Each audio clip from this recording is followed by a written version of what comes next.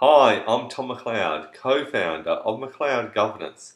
This is what I would be thinking about this week.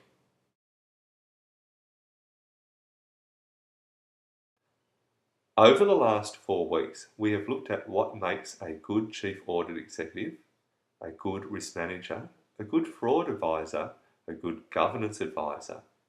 Today we are going to finish the series by looking at what makes a good service provider.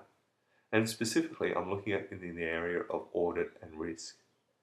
In the first instance, it comes back to what we've talked about over the last couple of weeks, understanding the role that you are performing. Many years ago, I remember a situation where I was sitting in an audit committee and the service provider thought that the purpose of the audit committee was to inform them rather than the board. It's fair to say that that service provider did not hang around long, for they had both lost the trust of myself and the relevance to the organisation which they were seeking to serve. The second thing that makes a good service provider is actually listening. Too often, a service provider will seek to sell when all that the client wants is to listen, is to be listened to. And that is an important skill to develop. The third area of a service provider is to be proactive rather than reactive. Sit down and ask yourself, if I was the client, what would I want? How would I like to be updated?